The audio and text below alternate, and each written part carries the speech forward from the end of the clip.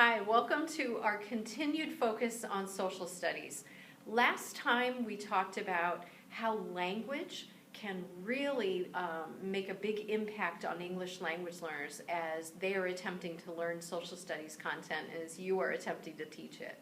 And now what we're doing is we're switching gears a little bit and we're moving on to culture. Now for this lecture, which I've titled The Big Role Culture Plays in Social Studies, what I need you to have access to is a handout that I've placed in our module for social studies. So it should be right above this lecture. It's okay if you don't print it out, maybe have access to it on another screen, but I will be referring to it and I think it'll be key to fully understanding what I'm saying today. So I'm sure that you are not surprised at the very large role that culture plays in the teaching and the learning of social studies, the expressing of social studies ideas. What we're going to do is we're going to explore this in really three different ways, three kind of big ideas. We're going to take a look at the role that background knowledge plays. We're going to take a look at the role that images play, especially in social studies textbooks.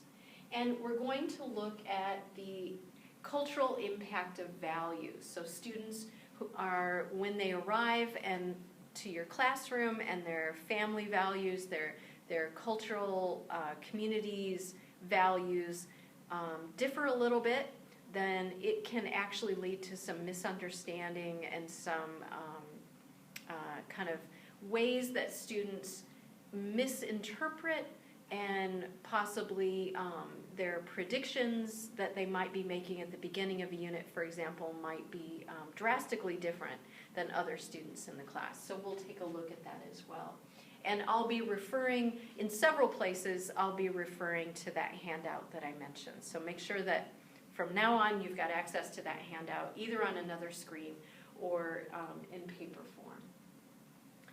So I'm sure that you are not surprised at all at the big role that culture plays in social studies. You might even have experienced it yourself. Perhaps you were reading in your social studies textbook or listening to something that your teacher was saying, and your family's own experience, either in recent years or far back, didn't quite match up, or perhaps your community's experience, your community's perspective on something that's being expressed in social studies, or perhaps you've done travel abroad and you've been in something like a social studies classroom, whether that was history or whatever the related topic was, and you realize that your perspective that you've been raised with is a little bit different. And the reason for that is because when a school system, a federal school system, a state school system, a local school system is expressing social studies to students, they're essentially telling their story. They're telling, this is the way we experience the creation of our community, of our state, of our country. This is the way our perspective on the kind of the development of the world exploration, that kind of thing. And so it makes sense that if students have arrived to your classroom with different background knowledge, that there would obviously be kind of an instant disconnect that they would have, at least with the way that the story is being told. So from the moment we are born, if we're born in the mainstream U.S. culture, we are surrounded by these values and these assumptions and these ideas of these meta-narratives of what progress looks like, what moving forward looks like, what loss looks like. We're surrounded by all this, and when we get to our social studies textbook in first grade, it's going to match up. Those assumptions, those things that we know about, they're going to match up. And so for a student who didn't grow up surrounded by all those ideas, then there's going to be a mismatch. So the first thing that we need to talk about around background knowledge is that it's very likely for your English language learners that their background knowledge is not going to be the same as the students who grew up in mainstream culture. And so they might be missing some big pieces. They obviously, especially if they started their schooling in another country, they would have been learning a very different form of social studies. It would have been the story of that country, of that state, of that community that they were growing up in. And so it's very likely there's going to be huge pieces that will be missing. One of the places that I send you after you watch this lecture is to a website, and the website begins, it's focusing on social studies, issues around social studies and English language learners, and it begins with a wonderful anecdote. A teacher puts great effort into reenacting a battle from the Civil War and the American Revolution, I've forgotten which one, and just does a tremendous job, and the students are all into it, the English language learners are involved, students go to lunch or to recess, and on the way out, one of the English language learners says to her or him, "So who won the war?" And so that's just a wonderful kind of anecdote that reminds us that though our students in our classroom who grew up in mainstream U.S. culture have always had access to, as their first language, to English, that they're going to come knowing who won the war, right? Obviously it'll be in the textbook, but they know that before they even get to that part of the textbook reading. But for our English language learners, it's very likely that they're not going to know those big arcs that we just assume everyone knows. And for the last lecture that I did, I used a sample chapter, and you can go back to that, a 5th grade social studies chapter from a book that I think is no longer being used. It was before Common Core, and it was used in Washington State. And as I was kind of pointing out some things around language to you, I was pointing out how they show up in that particular chapter. And what I could point out is that that chapter was about westward exploration and settlement. It was all about the Oregon Trail, right?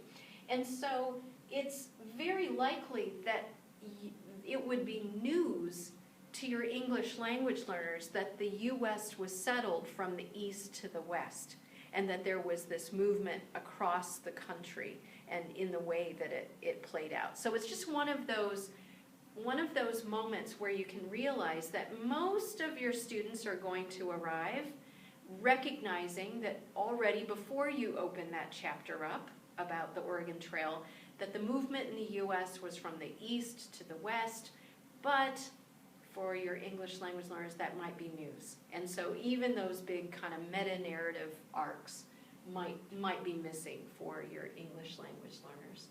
Another thing I wanted to point out, besides recognizing that background knowledge of students might be missing for the topics that you're covering in social studies, is that their perspective might be quite different.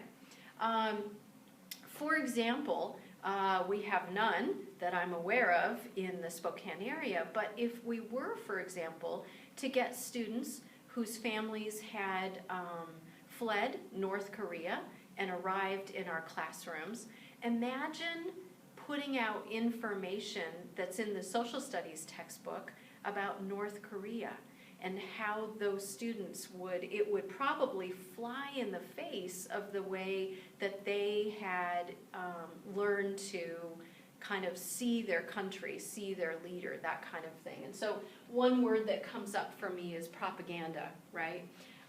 Propaganda meaning giving information, but there's a certain spin on it. It's very clear there's a certain perspective on it.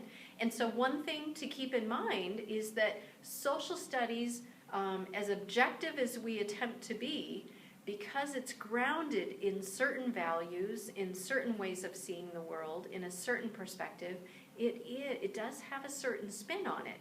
And you can see with this kind of drastic example I'm giving that a student who might arrive in your classroom from North Korea, their perspective of the very things that are being covered in class might be drastically different, so they might see things different. Kind of a fun little anecdote, just one more way that to kind of make that idea real of how different our students' perspectives might be.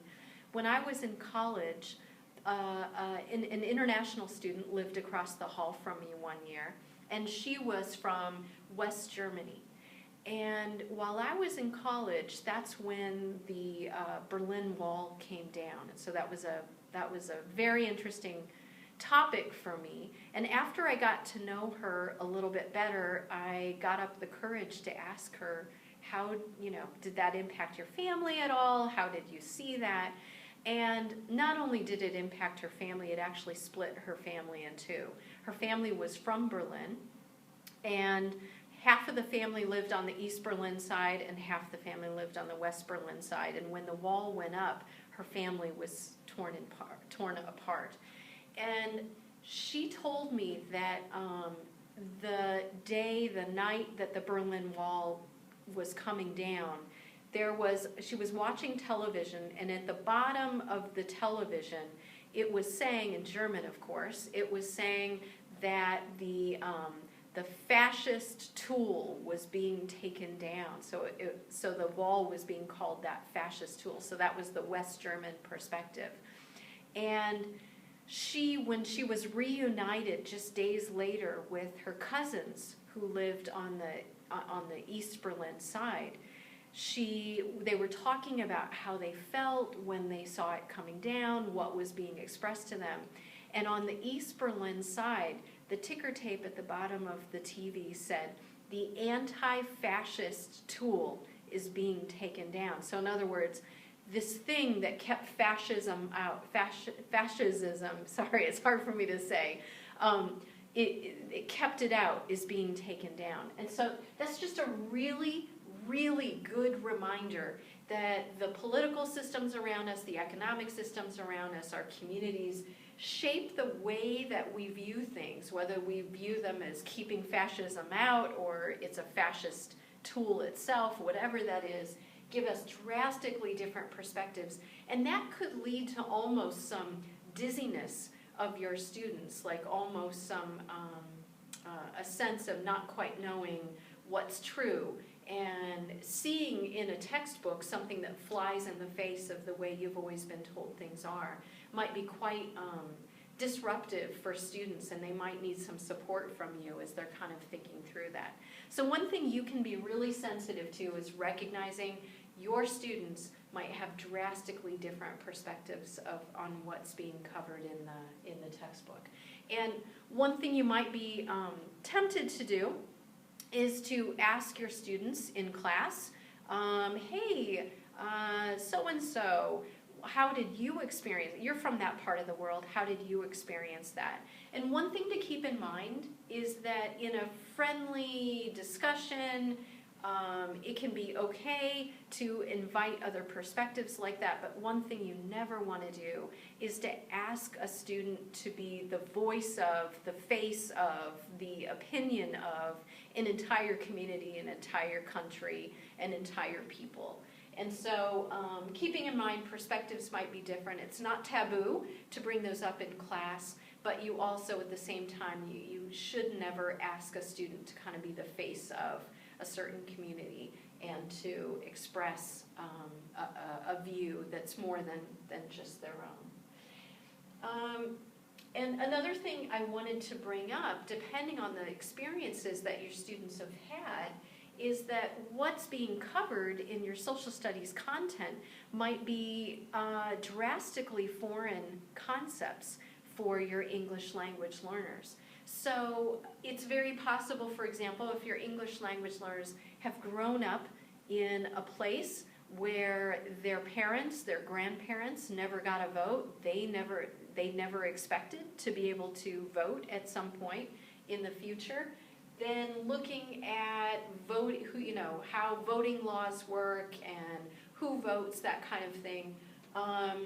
This might be, although they might be able to grab onto the concept of voting, it might be a foreign concept that everyone who is a citizen has the right to vote. And so just being really sensitive to where some of those concepts that we take for granted that might be quite foreign for English language learners, being sensitive to where those are. Okay. Moving on, I want to talk about images. Now, full disclosure, my dissertation work was around the images that came up in the curriculum in a 5th grade classroom that had about 1/4 of the students were English language learners. So full disclosure, I love talking about images. And one of the reasons I love talking about images and the role that they play in the education of English language learners is because they don't work the way we think they do, okay? So for example, if you are put in charge of a committee to choose a new social studies textbook for your school or a new series for your school, and you have a community of English language learners, your principal might put you on that committee because of your, like this, theoretical experience and soon to be practical experience of teaching English language learners social studies and doing that effectively. One thing that the other committee members, maybe who don't have access to information like this, might say is, well, what we need to choose is we need to choose the textbook that has the most images. That will make it the most comprehensible to our English language learners. I love that idea. I wish the world worked like that, but it doesn't.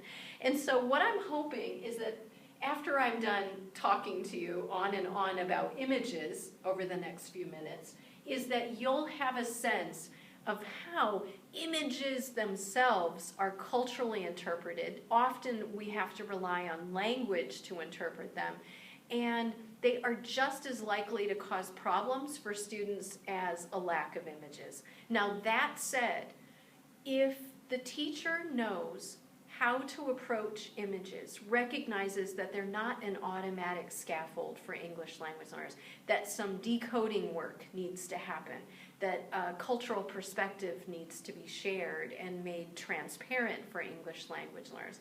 If all of that happens, I am pro-image. One thing it does is it breaks up kind of the monotony of a page of text. A page of words can be exhausting for English language learners. Sometimes images break that up and make what's left with 2 paragraphs at the top of the page a little more kind of emotionally doable. So yes, I'm pro-image as long as you know what to do with them and you recognize that they are culturally interpreted. Okay, so that said, let's talk about what about images is culturally interpreted. So at this point, on another screen or on a handout, go ahead and take a look at this first image.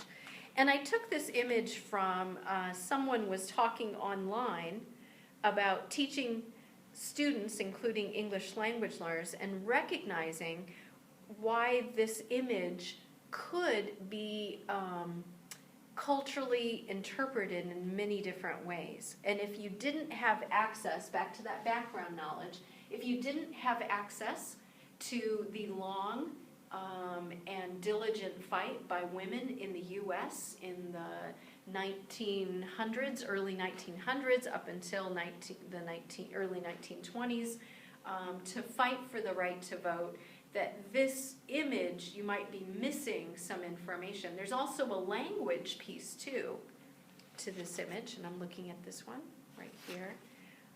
The word suffrage, right? If you don't have access to what that word means, then you're even less likely to be able to decode this image. So when having been raised in mainstream U.S. culture, and now being from the state of Washington, where women fought long and hard, and I know even here in Spokane, I know the story of one woman in particular who fought very hard for the right to vote for women. When I look at this image and I see this headquarters, and it's for people who are opposed to women's suffrage, and one thing that comes up for me is this recognition of how hard people were fighting back so that women didn't get the right to vote. And when I see the woman walking by and kind of turning, you can see her back and you see her turning, I can place myself in her position And I can imagine maybe the anger that she's feeling, the frustration, the fear that the resistance against women getting the right to vote would forever kind of keep women from being able to do that. Because when you think about it, women were dependent on men to get the right to vote. And by that I mean it was only men who had the right to vote. They had to vote that women could join them in voting. And so I can only imagine the feelings that she was having. I'm sure none of them were positive as I look at that. So this is an example of a really kind of emotionally loaded and culturally understood, and it's understood from a certain time. There's even language as a part of the photo that if you don't have access to what those words mean, it's going to be really tough to decode. And for an English language learner, the more distance they have from mainstream U.S. culture, the less likely they are perhaps to automatically be able to understand at least part of what's going on in that photo. Now, that said, remember, for any background knowledge that our students arrive not having, there's background knowledge that they've gained, there's experiences that they've gained that, that could be strengths, could be resources as long as we know to harness them. And so it's very likely if you have, for example, refugees, very recent immigrants in your classroom, that they would have seen a current day situation much like this. It might not have been women getting the right to vote, it might have been. It might have been a different class of people. It could have been people who don't own land, that kind of thing. And so, so it's one of those things, it's culturally loaded, and it possibly could, if you do your work as a teacher, connect the English language learners who are missing that background knowledge, connecting them with the background knowledge they do come with, which is seeing a fight to vote right in front of their eyes, walking by as women went to voting booths for the first time in their country, that kind of thing. So that's an example of kind of a culturally loaded photo. And one thing I wanted to point out too about the photo is that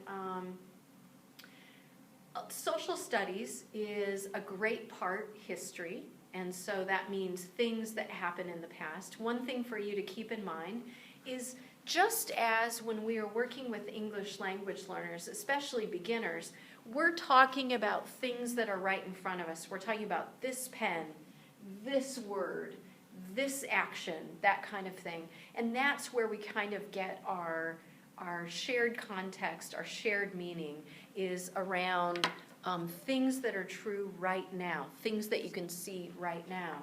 A lot of the photos that come up in social studies textbooks, regardless of the age, the grade level, are about the past. And the past, by default, is something that's removed for English language learners. So something to keep in mind, a historical photo is going to be more difficult for you to help your English language learners make that connection, because dress looks different, the times look different, even the words. We don't tend to use the word suffrage now, and so things will be at more of a distance, and that means more work that you probably need to put into it to help your students connect. Okay, so we've looked at this one.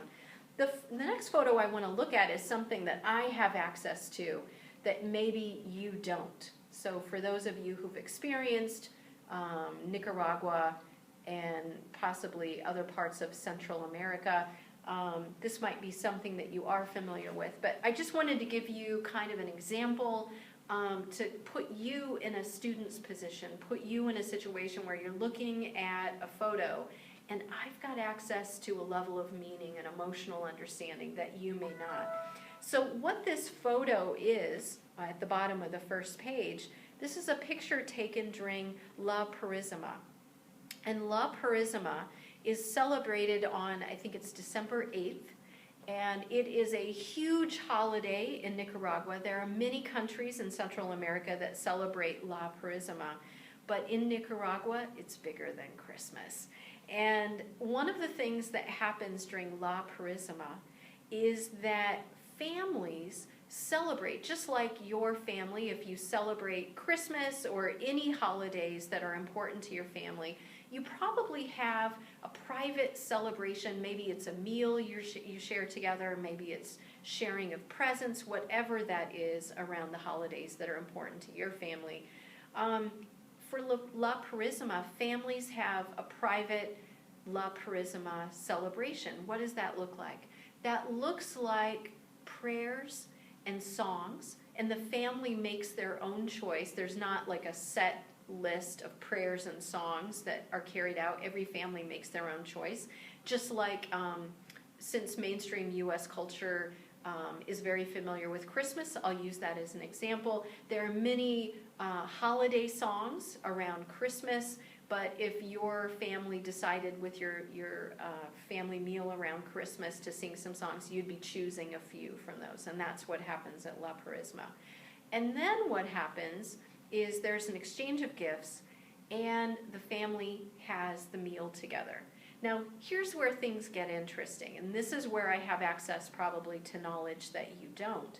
And that is that while a family is having their private celebration, the community knows when that is. The family actually publishes it. And so what happens is the community gathers outside the family's home, and because most people do not have glass windows, they do not have air conditioning, they have open windows. When the family sings their songs that they've chosen, the list of songs and prayers is often handed out to the crowd, and they sing along. So just imagine you're there with maybe the 5 people you're closest to in your family, and you're singing some songs, but you don't just hear your voices, you hear the front of your house at least surrounded by other people singing too. So they're singing with you, they're celebrating with you. And then when it's time to eat, before your family eats their meal together, someone from your family goes out front, and for every community member who is there, gives them a gift of food. If your family can afford it, what it is it's a Tupperware plate, and it has probably some rice, maybe even some pork or chicken, which is a really big deal. Getting access to protein that's other than beans is a really special treat. And there might be some kind of pico de gallo, so some kind of like tomato and onion and garlic kind of mixture, but it's this plate of food. If your family doesn't have as much, then maybe it's just a small piece of food that you are placing. Maybe it's some candies that you're putting. And people go from La Purísima to La Purísima with what it looks to me like the kind of bag that children take when they go from house to house at Halloween. And so when I look at this photo, this is emotionally loaded for me. I have a sense of a community coming together.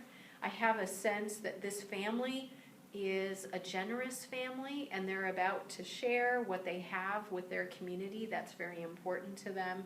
I have a sense of expectation. I have a sense of kind of collaboration with other people as they're singing.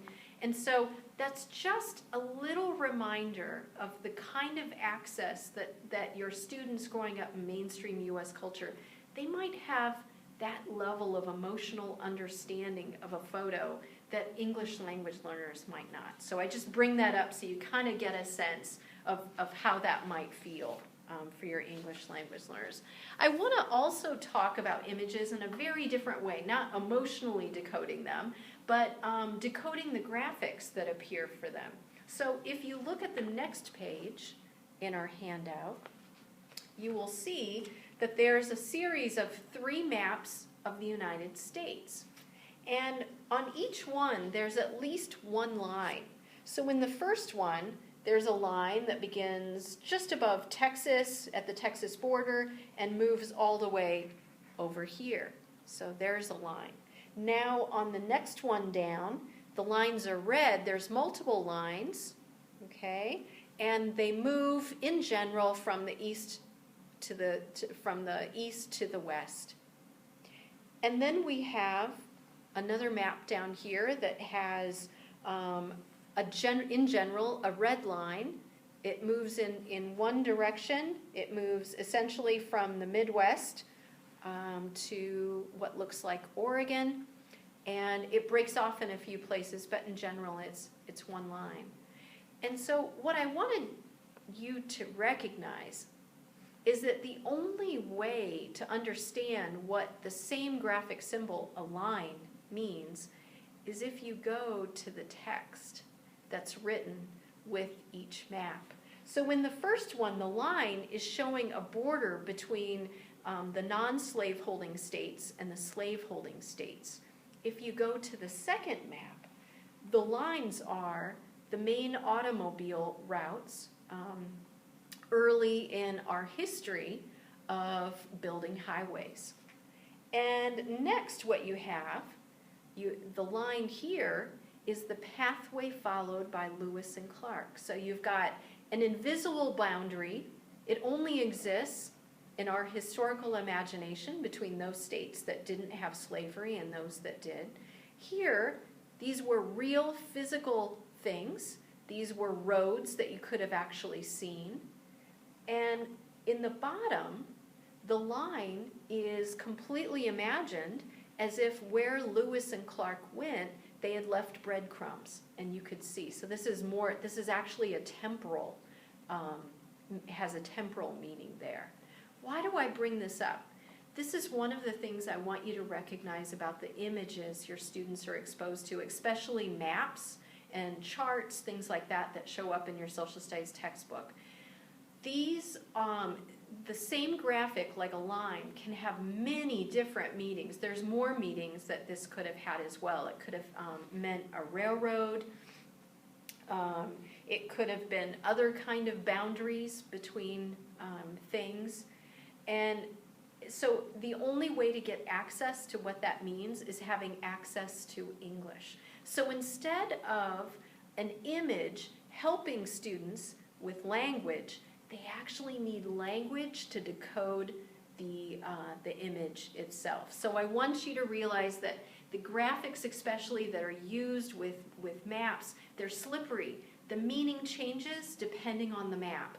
And students might, for example, if there's two maps on the same page, the same graphic, like a line or shading of certain places rather than others, can mean completely different things. How will they know what it means? Only if they have access to the English, or you assist them with access to the English meaning.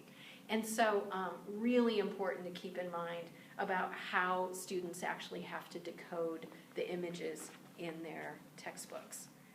Another thing I want to talk to you about around social studies textbooks, and I've got 3, I think. Do I have more? Nope. I actually have 5 examples that I took from a sample of I think it's a Pearson text that's online, and not the entire thing, just some samples. And so I just randomly opened up some different pages to take a look at how the images work in those chapters. And the first image that you can see, I call it screenshot 1, and it looks like this at the top of the page. The first one that I have, it's got an image of British soldiers standing in front of some buildings, some people, and it's talking about how Britain had placed soldiers in the United States, and that people were not happy about it, okay? So what I want you to notice is that you and I, when we look at that photo, or rather that drawing of these 2 soldiers, we know that we're not supposed to think about who are they, what are their names, did they have families, we're not supposed to memorize anything about them, when they were born, when they died. We know that this is just, they're being held up as an example of this thing that's being talked about. So in the caption, it talks about there were British soldiers that were present, the colonies didn't appreciate it, And we know to interpret these two people not as real people. This was not a painting that was done probably like a photograph where a moment in time was actually captured. They're just generic people from a category, British soldiers, okay? Now take a look down below. This is from a different chapter, and this is a picture taken from a wall mural in somewhere, I think like Pompeii, something like that. So they rescued this, this wall mural, and it's of a specific woman. But the caption itself is talking about just wall murals in general, or the culture in general. So this is an interesting thing. This is a real person. Someone, an artist, really went to the real work of painting or drawing this person. Probably the person did look similar. And yet we're not given any name about this person. We're not supposed to memorize anything about this person. And so again, this real person is being held up as just kind of an example of something. And then look down below. Now we have a picture, it's actually a painting, of Julius Caesar, I think, talking to troops. And now, even though both of these people were real people who lived and breathed, this is the one that we're being asked to pay attention to. Even though these three photos, these three paintings, if you look at them, they're not that different. We see real people with faces. But here we're being asked to know who this person is, when he was born, when he died, what were the major things that he did, what impact did he have on the world. And so this is just a little example that when we put those paintings or drawings or photographs in front of students, one thing that we need to be really aware of is how we're decoding them. Are we decoding them as a category or kind of an example of something? Or are we decoding them as a real person who lived and breathed, and we need to know? Knowing about them is knowing about the content that we're supposed to teach. And so one thing I want you to notice about those three, there's nothing in the picture themselves, these three pictures, that tells students how to decode that. And only if they have access to the words themselves would they get an idea of that with the first two, these are just examples, and with the third one, aha, now we need to pay attention to names and other important details, okay? So once again, images are culturally decoded, they're culturally interpreted, and you, as the instructor, need to make sure students know how to do that. Okay. So a couple of other things, moving on to the last page of images, a couple of other things I wanted to point out for you are how captions work. So in the first example, this occurred in a sample chapter on the very first page, kind of giving students a sense of development in Rome, important historical events that happened in Rome, and then matching that up against world events itself. And so one thing I wanted to point out, there's an image here of an animal, is that it's talking about the beginning of Rome, the founding of Rome, and it's got this image of an animal. And I'm sure that the people who created the textbook, they were adding this image to kind of breathe some life into the timeline, to maybe even assist students in understanding it. But I guarantee you that if students don't know the legend of the beginning of Rome, that seeing this image of an animal that might look quite different than any other animal they've ever seen is not going to help at all.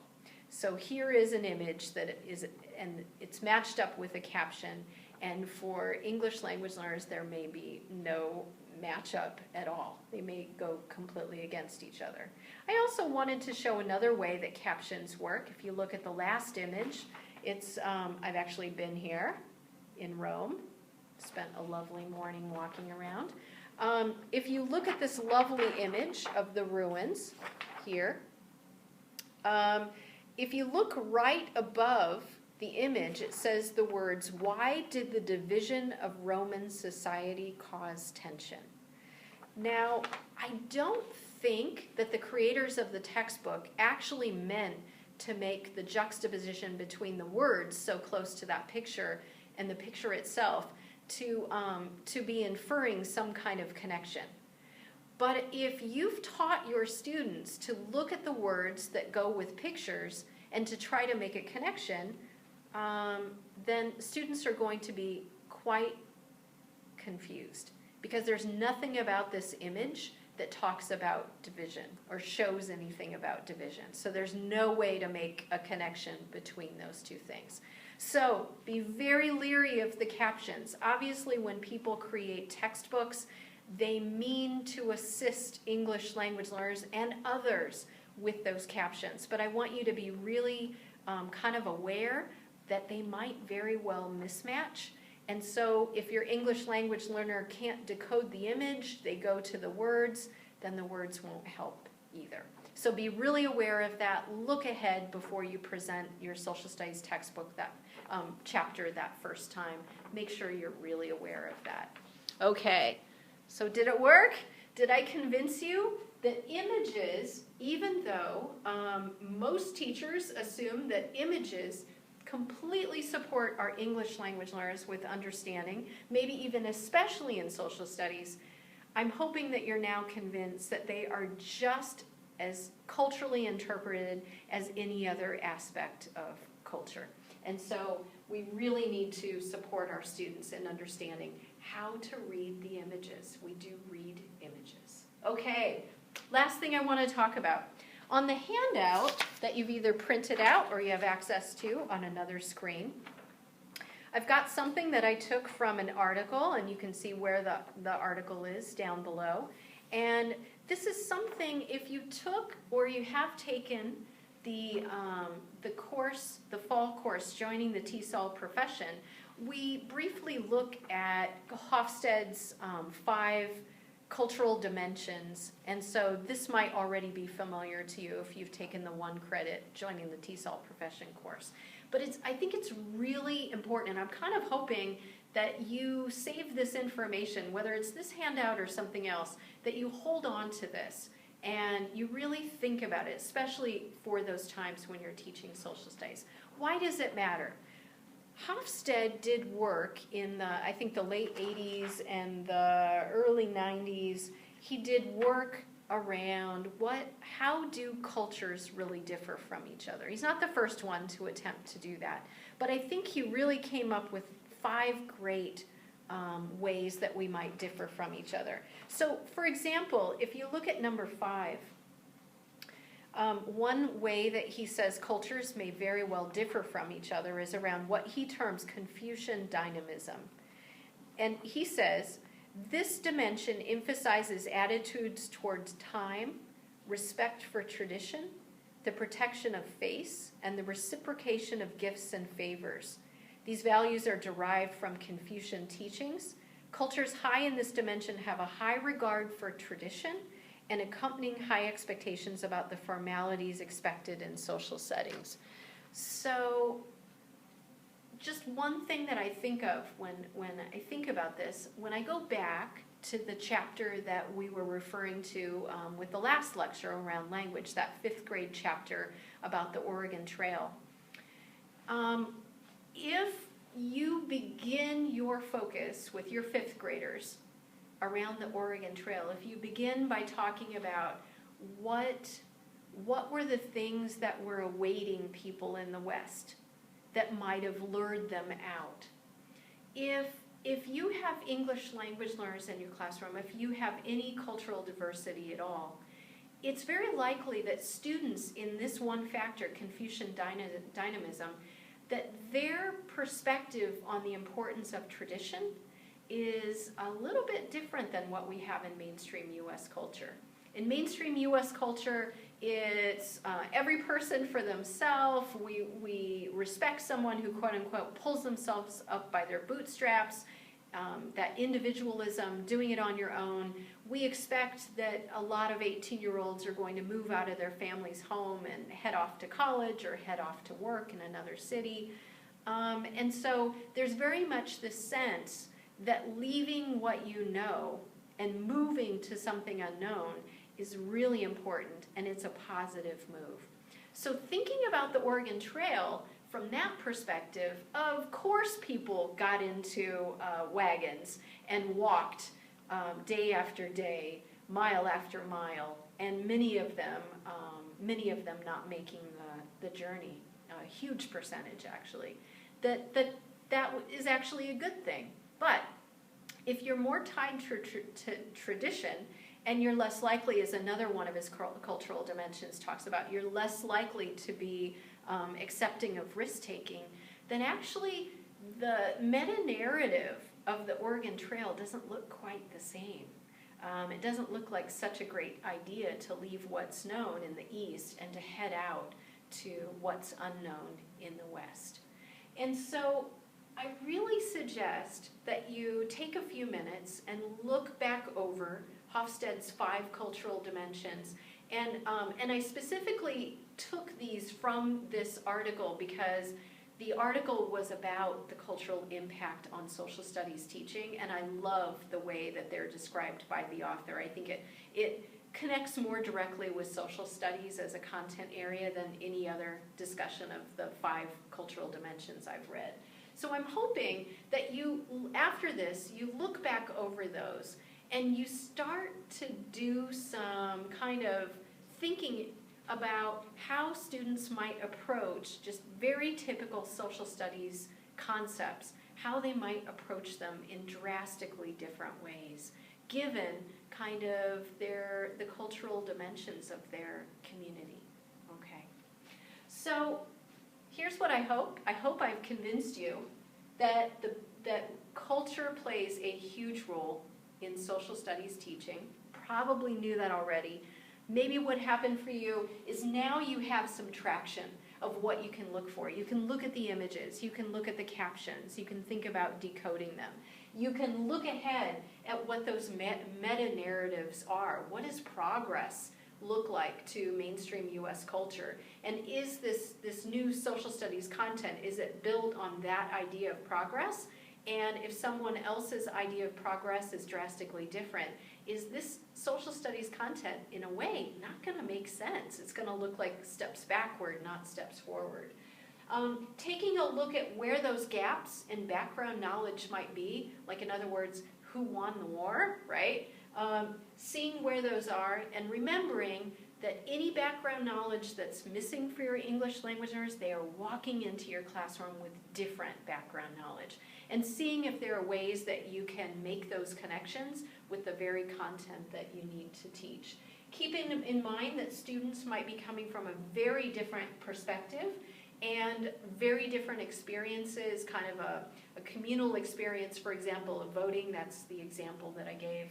And so something might be quite a foreign concept for them that is taken for granted in your social studies work. So what do you do now? I'd like you to read 3 chapters in your social studies textbook. I think they go something like 3-4, 3-5, 3-3. It might look like a typo, but if you know me, you know I'm type A. I'm very control freaky, and I actually think reading them in that order is preferable for you. So humor me and read them in that order. And then take a look at the link that I have waiting for you. It's from a teaching site, a wonderful teaching site. And it looks specifically at social studies, and a lot of the information that's there it touches on the cultural. And go back to Hofstede's Cultural Dimensions, that handout that's right above this lecture, and really get familiar with those and really get a sense of how culture might be entering your classroom and you didn't even realize it. Okay, good luck. I hope you enjoy the readings, and I'll see you online in our discussion.